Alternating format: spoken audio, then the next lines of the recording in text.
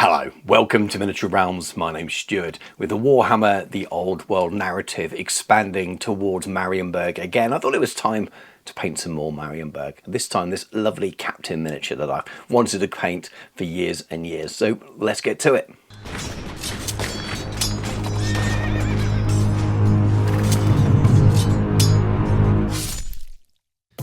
Miniature Realms is proudly sponsored by Counter-Attack Bases. They stock a wide range of counters, gaming aids and movement trays for multiple game systems and offer custom items to suit your club or even your podcast or YouTube channel.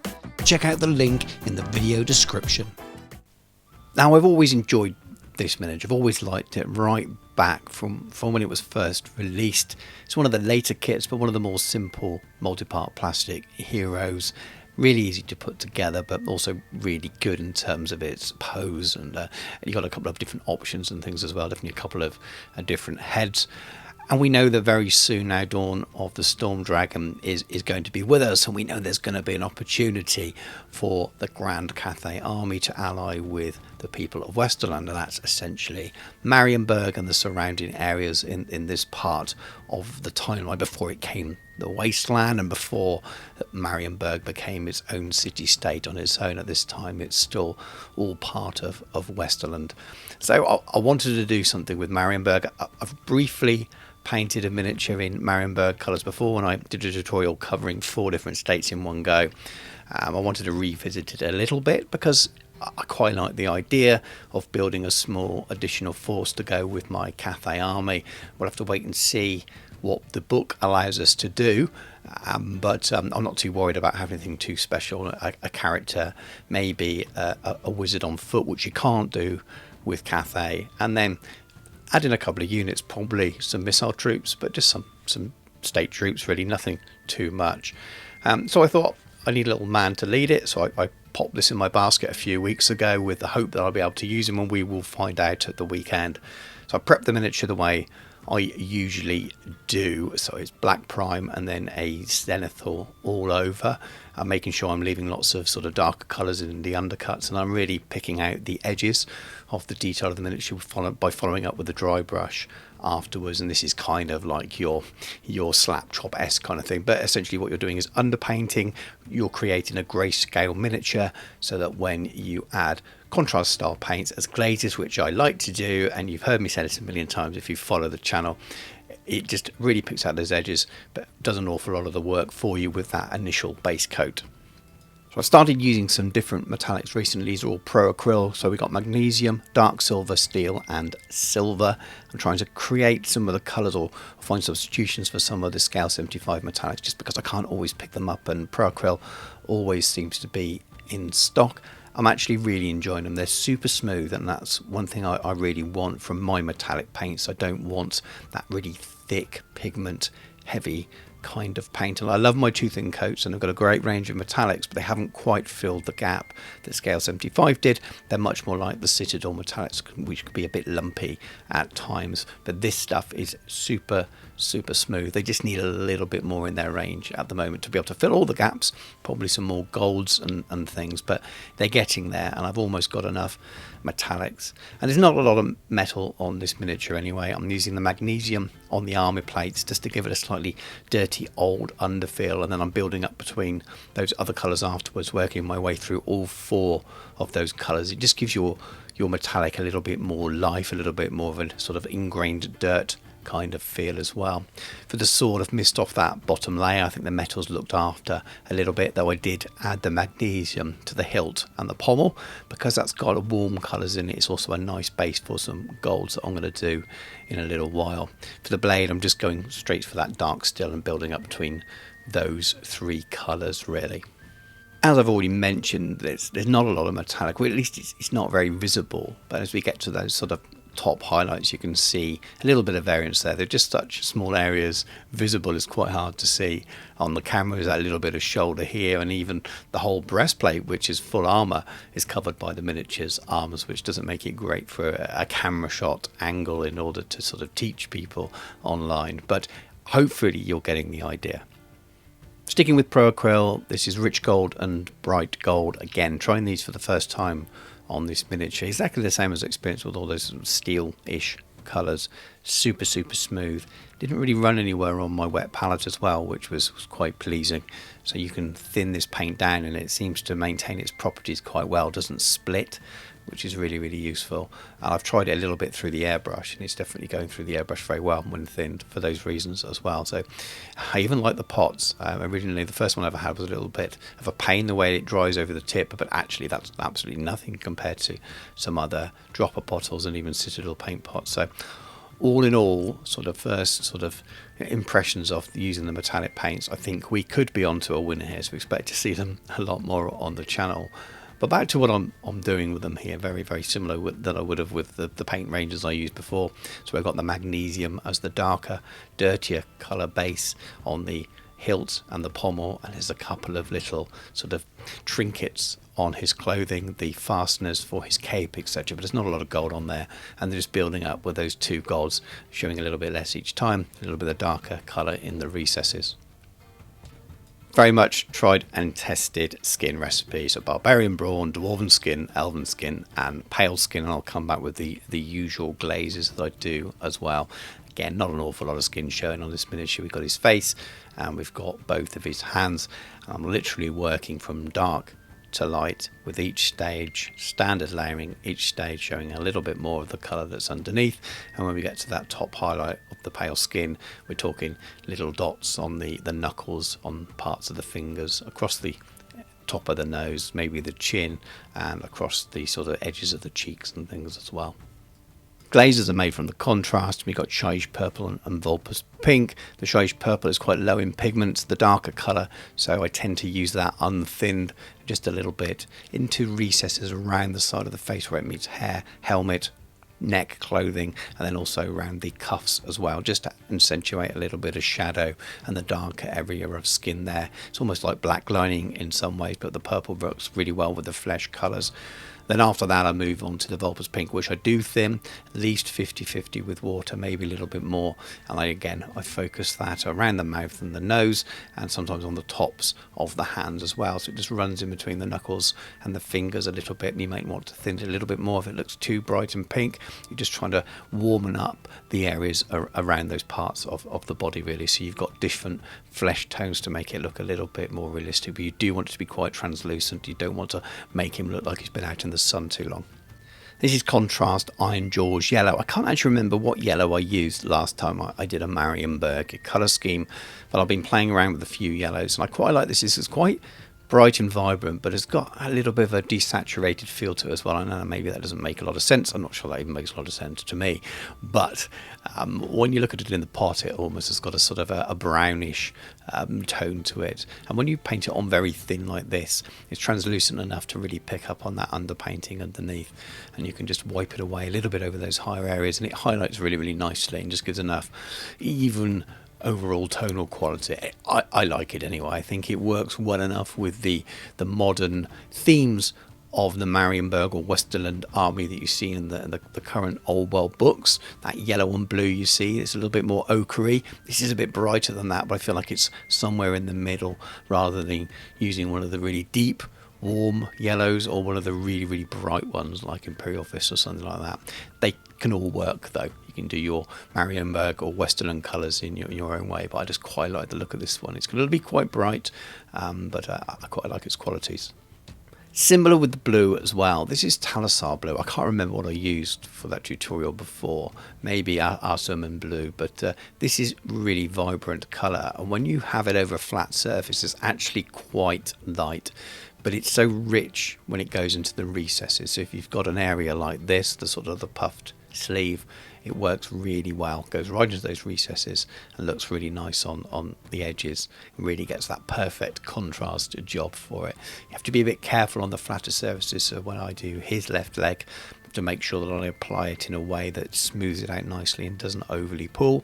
But again, I've got the right colours to highlight it afterwards, which will mean that when I go on to paint a couple of units, which I'll probably have to do, I'm guessing around 500 points is what I want to paint up as an ally to use to my other Empire armies, my Nuln army, or as I said at the beginning of the video, an ally for the Cathay army. But as you can see, it's going on the leg here. I'm just making sure it's going on neat and tidy. Blood Angels Red is so often my go-to for reds. It's nice and vibrant and really, really rich, but thin enough that where you've got underpainting, those top highlights in inverted commas areas look pretty good as well. So I'm doing the same thing here. We're picking out a few little details. So on the feather here on the inside of the cloak. Now the studio paint job has a little bit less red than we're used to with Marienburg. I'm probably putting a little bit more on here because I want him to look like a character, I suppose, or someone richer, showing off a little bit of the red velvet. And rather than go red on the outside as well, I'm going to go for a white cloak, and this is Apothecary White, which again is like a grey shade really for white areas. So I'm just smoothly glazing it over so it just smooths out and runs into those recesses a little bit. And what I'll do is afterwards I'll come back and do some subtle white highlighting. If you've got a real transition with your airbrushing layers for your white, you can really just add this as a glaze, and sometimes it's fine. I didn't quite catch that when I did the airbrushing stage for this, so I'm going to have to go back and really push out the white and make it a little bit brighter.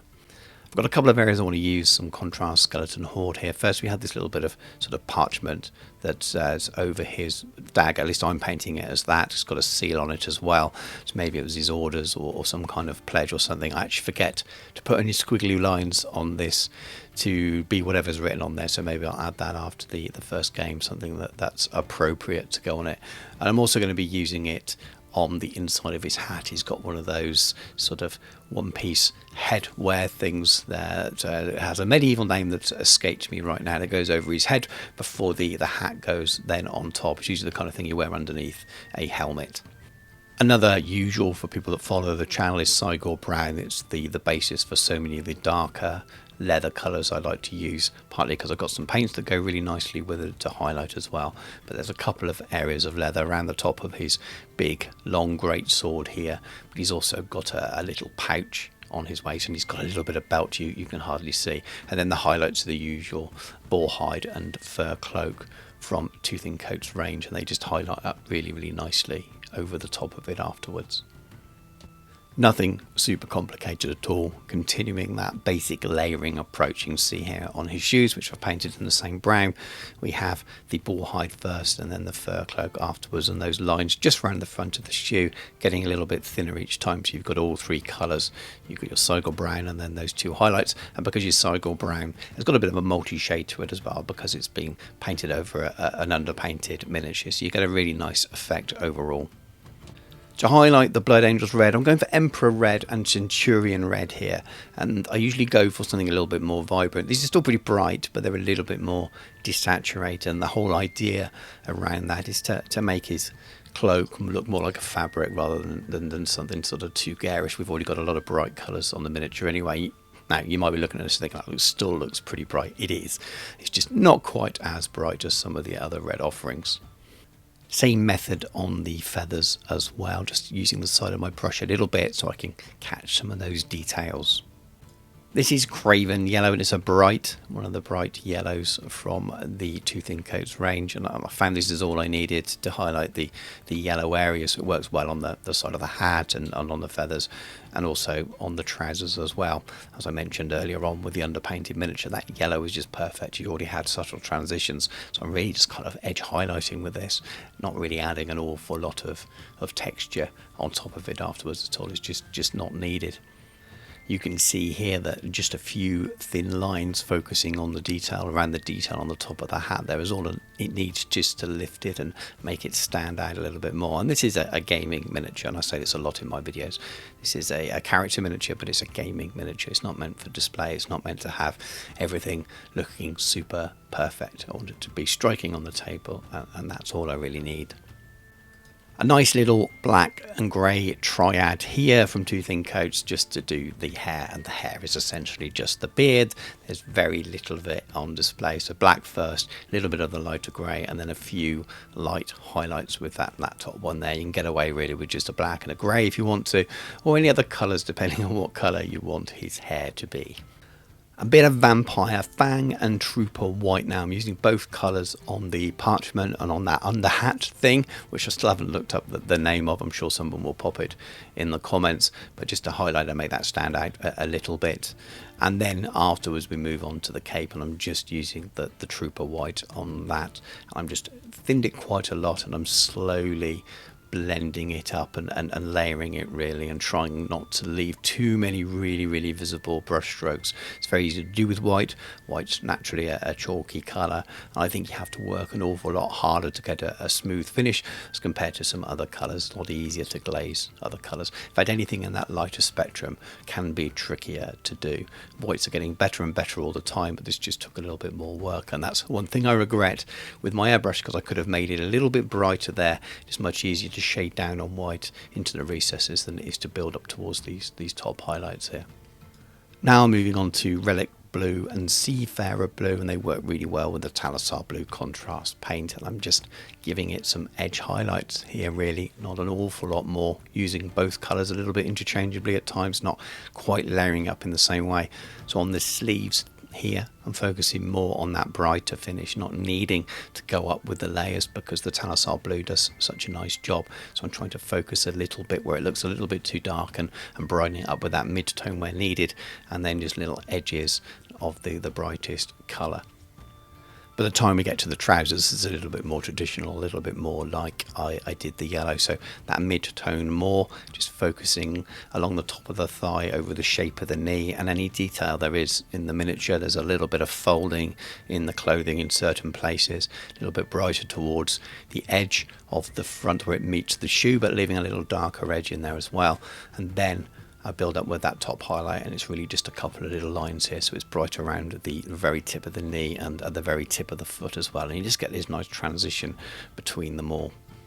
Then after that, what I'm doing here is gone back to that Talassar Blue, and you can do this with any of the contrast colours. If it's a little bit bright anywhere and you want to soften it, you can thin it with water and just glaze over and smooth over the highlights that you've done. That's another real benefit of starting with a contrast colour. You've got the colour you need to make your glaze from, to tone it all back down and blend them all together. And with the Talassar, almost neat, I've got a little bit on the wet palette. I'm just going into the recesses on the sort of the puffy roughy sleeves, and a little bit around the ankle at the back, just to smooth out those highlights. Now, if you're interested in the basing, go and check out my basing tutorial video. I cover this basing scheme in it, and it's much easier than me condensing it into every video. But let's have a look at some proper pictures.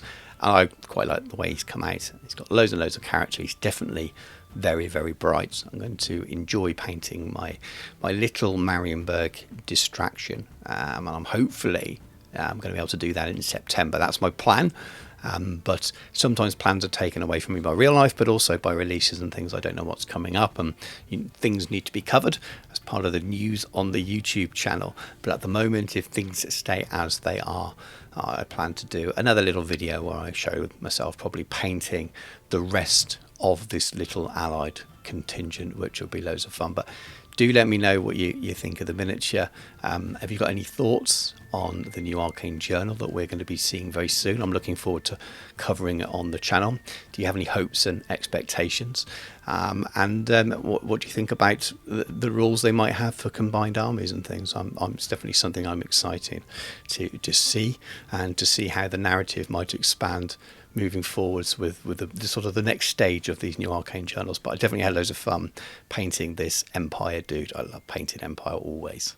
Thank you very much for watching. Hope you've enjoyed the video as always. And if you have done so, please do give it a like and drop a comment below about the video, or just about anything to do with miniature painting or the old world. I really don't mind at all. And if you're not already subscribed to the channel, please do so to make sure you don't miss out on any future old world videos. And for that matter, you may also want to check out all of my social media as well, at Miniature Realms, on pretty much everything. And I'll always post when a new video goes up there. The way the algorithm works now for YouTube, you may not always see my videos unless you watch them absolutely every single week without fail. So they may not appear on your home screen. So it's another good way of keeping in touch with me and the videos and things and the projects that I'm working on. Thank you to all my patrons for your continued support, and if you'd like to support me and you're not already a patron, please do check out the link in the video description. It really is fundamental in helping me keep making videos, being able to afford the time to do so, and thank you for everyone that supports me there already. I really appreciate it. Check out all the other links in the video description, as well as a couple of affiliate links that give you discount off on airbrushes and on some modelling products from Knott's Hobbies, and check out the channel sponsor Counter Attack Bases. But thank you very much for watching. Take care, and I'll catch you soon.